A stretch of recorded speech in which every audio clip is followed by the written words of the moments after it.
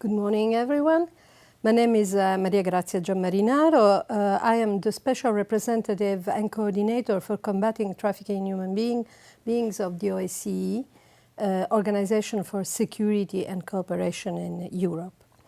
The OSCE deals with security in a very broad manner.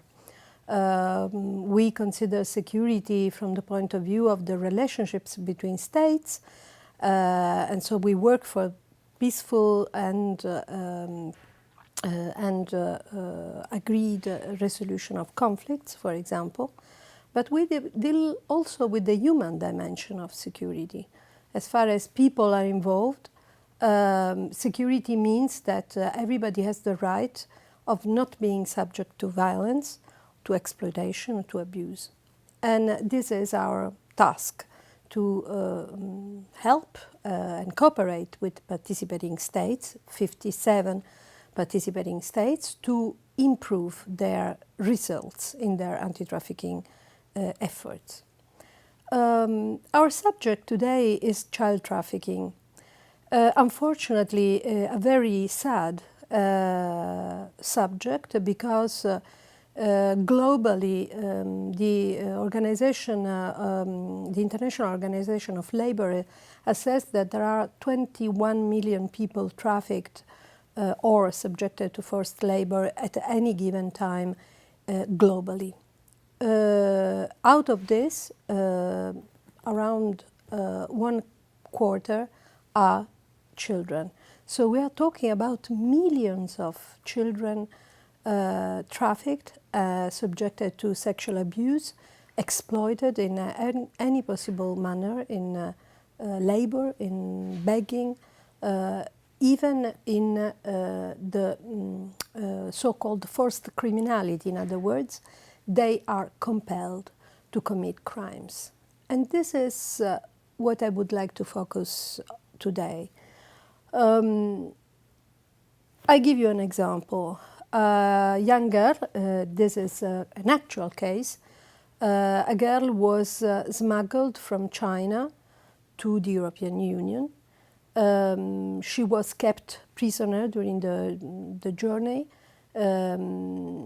in different places. When she arrived in the destination country, she was informed that she had to work in a plantation.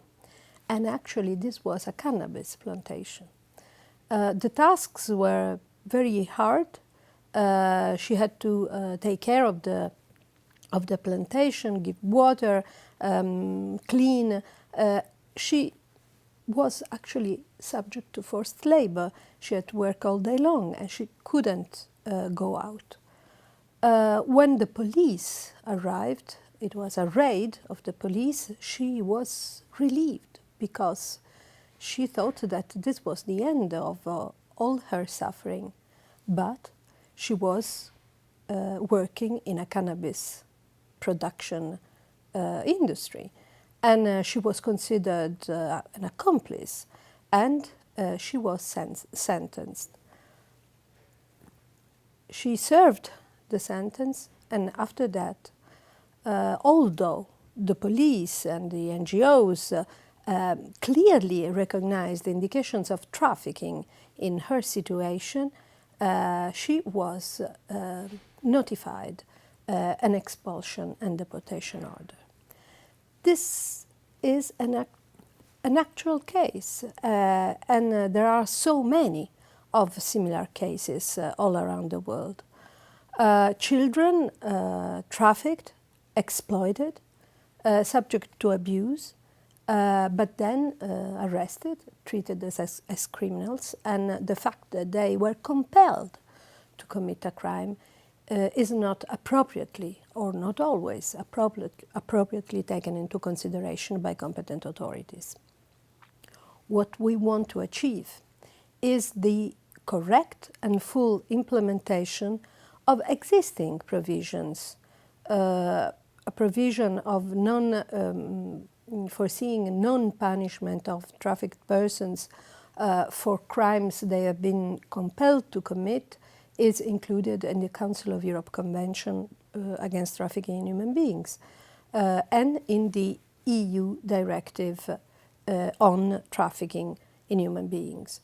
It is also included in the UN Global Action Plan, which of course is not a binding instrument, but is an important political commitment at a global level.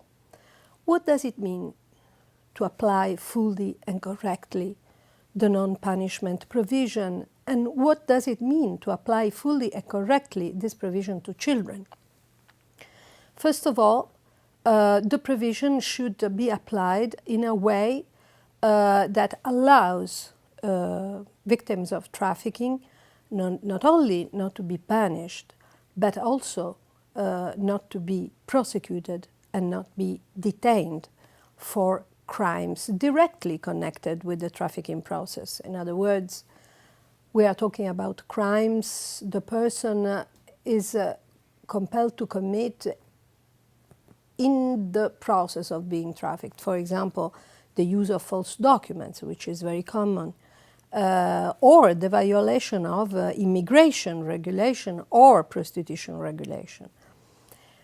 The non-punishment clause also applies to crimes that are the final outcome of the trafficking process, as in the case I have talked about of forced criminality as the purpose of the traffickers, the purpose of the intended exploitation. So when this link with the trafficking process is found, the person shouldn't be arrested, shouldn't be prosecuted, and shouldn't be punished.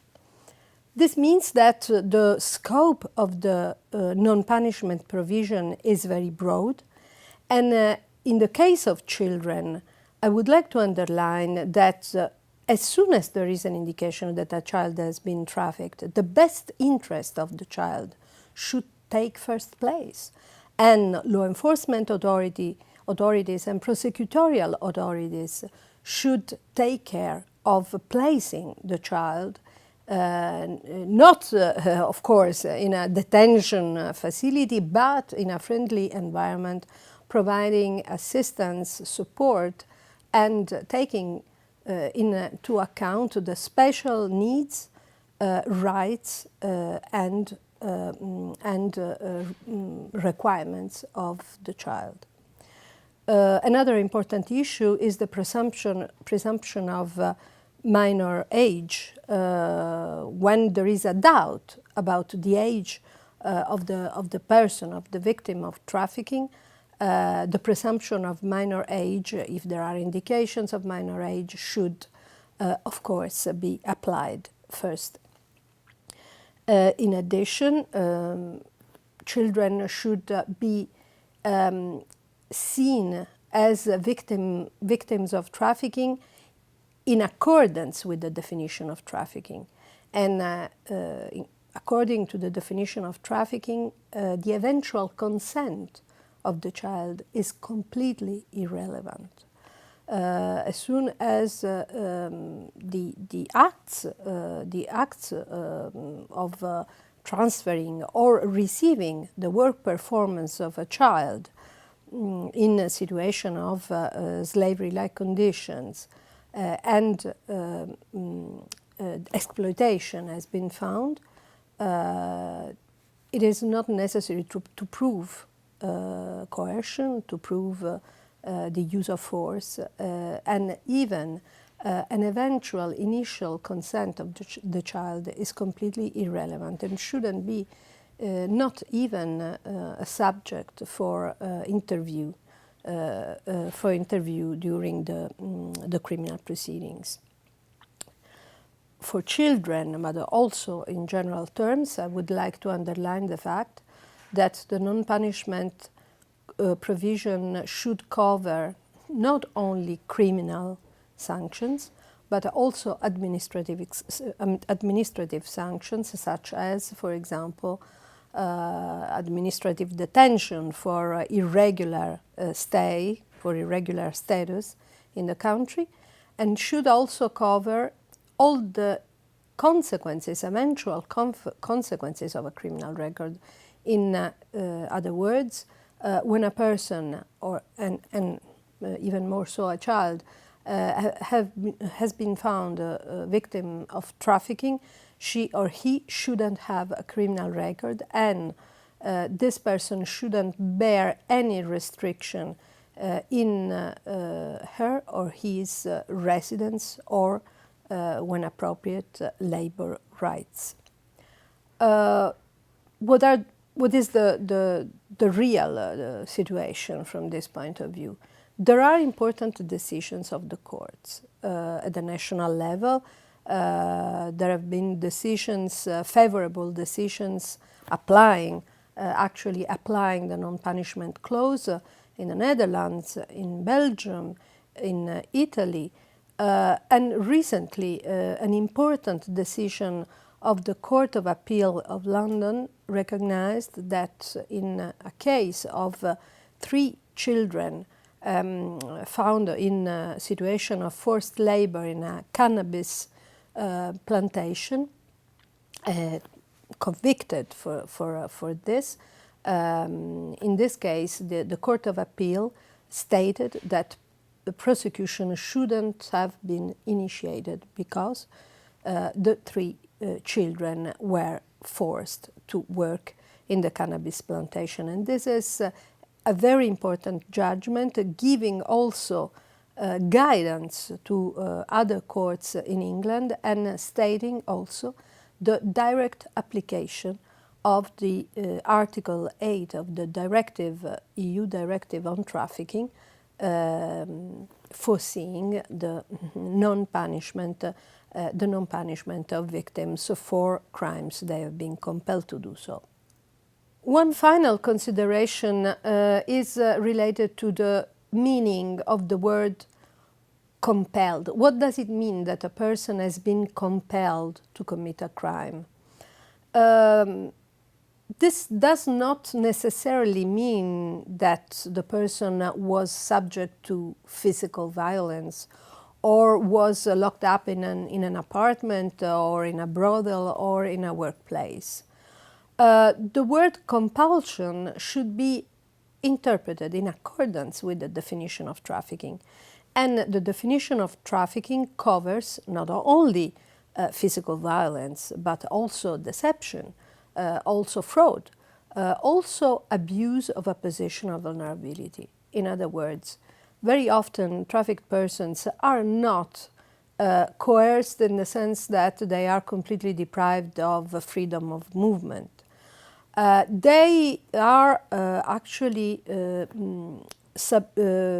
kept in a situation of subjugation by more subtle means of coercion. For example, the traffickers take advantage of the situation of dependency, multiple dependency of a trafficked person, not knowing the language of the country, completely isolated socially, not knowing where and how to ask for help, and being dependent even for very basic things, water and food, for example.